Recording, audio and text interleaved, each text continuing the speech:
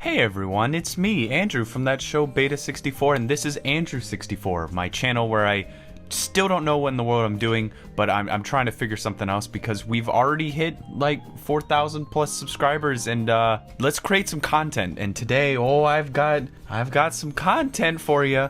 So I dug up something that I don't think anyone has seen yet. I showed a little clip of it, I remember, in a very old, like 3-4 year anniversary. I forget which one it was, but this is my first ever Beta64 episode. It never released because not only it was like a pilot episode just to see if I could even do it. And I edited this on a crappy laptop with an old copy of Premiere. It's a little rough, but it proved to me I could do it. It grandfathered in what Beta64 is today. So I gotta appreciate it. So my way of appreciating it is to watch it with you and cringe to death. Now, just a warning, the information in this video isn't exactly accurate anymore, and I don't think it was back then. I was still working out the whole researching, like, how to do it. So don't take this as an episode that you should actually learn from. This is pure cringe that we can watch together. So why don't we just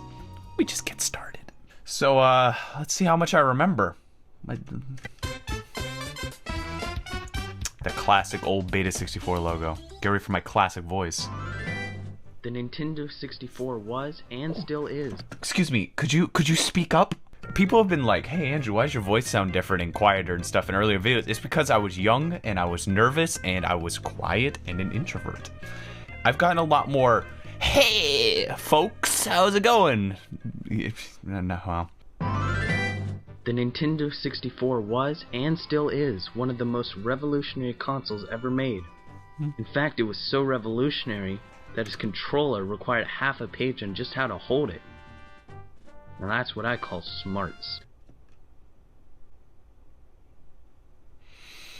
It's true. It took half a page to tell you how to hold it. But I'm not here to talk about the Nintendo 64. Well, technically I am here to talk about the Nintendo 64. But more specifically, I'm here to talk about its disk drive, otherwise known as the 64DD. The 64DD was announced at the 1995 Nintendo World, possibly as an equivalent to the Atari Jaguar CD, released the same year. The 64DD was to host amazing graphics as seen by this comparison. That's not right. They're both cartridge form. There is no Nintendo 64 disk drive version of Donkey Kong 64 that's been found or has screenshots of. I love how I'm doing this comparison of like the DD is better than the cartridge, but like they both look exactly the same, just one's blurrier so it makes it look better. Oh man, well, that's falsity number one. We're off to a good start. This really has like an early YouTube vibe to it that I'm kind of digging right now. Maybe it's not all cringe. Yes, I know what you're thinking. You don't have to tell me. Because I already know. Because I'm smarts. Okay, maybe it's not that. Maybe it is just cringe. Oh gosh. Although the 64DD was announced before the launch of the Nintendo 64, it wasn't released until 4 years later in December 1st, 1999. Because it was only a year away from the release of the GameCube, it was only sold in specific stores in Japan, and its release in North America was cancelled. Because the 64DD's lifetime was so short, only 9 games were released for the system. Japan Pro Golf Tour 64, Mario Artist Communication Kit, Paint Studio, Polygon Studio, and Talent Studio, SimCity 64, the F-Zero X expansion kit that, when coupled with the F-Zero X cartridge, would allow you to create your own custom cars and courses. Doshin the Giant. I remember that part. I actually do remember that part. It's something that plagues me to this day of I said something wrong or I didn't put enough information and I had to re-record a line and I just could never get it to sound the same as the other recordings. Granted, I was using a crappy free microphone from SoundHound. I don't even know if anyone remembers what SoundHound is at this point or even if they're around. I could never get it to sound the same, and it's the same thing nowadays. It's really hard to re-record something and make it sound the same. And perhaps the longest and weirdest game title ever made.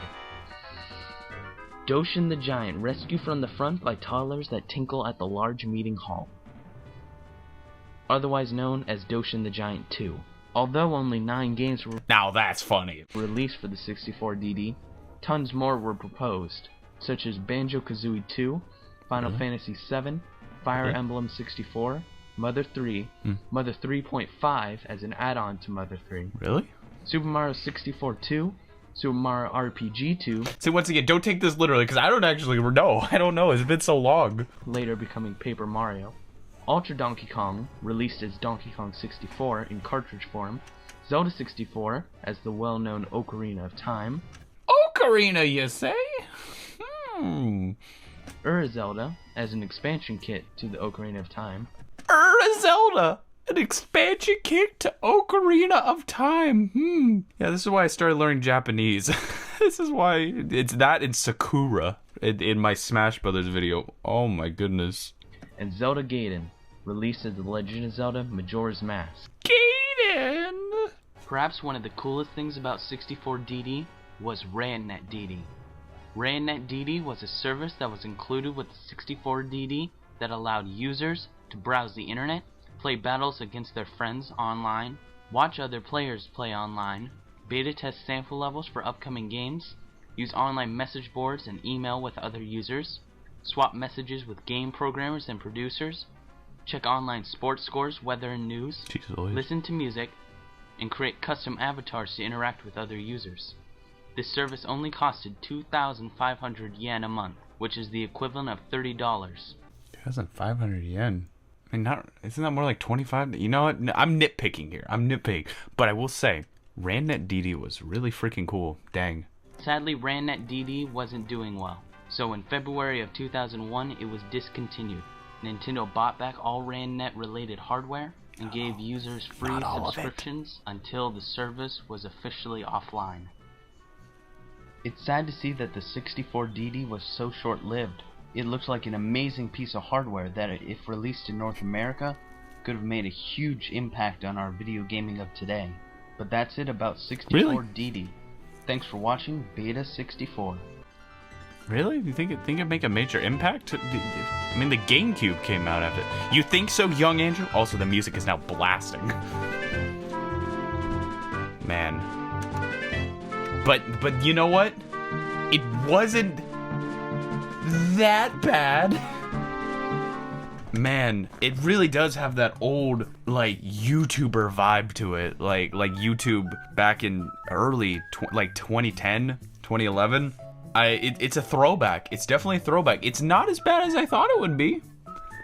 Except for some super cringe or Zelda from Ocarina of Time with Zelda Gaiden. But you know, I'm glad I watched it. I'm glad I kept it. That's my thing. I'm glad I kept it because people don't keep their old videos. Sometimes delete stuff. I was like, back then I was like, I gotta keep everything just in case I need it. And you know what? You know what, younger me? You did need it. So props to you.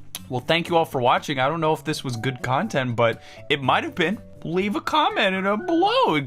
Subscribe, put in that bell. I don't freaking care. You can do whatever you want. This is just a random channel I'm posting random stuff on. But hey, if you like the content, let me know. And I will see you later. Bye-bye.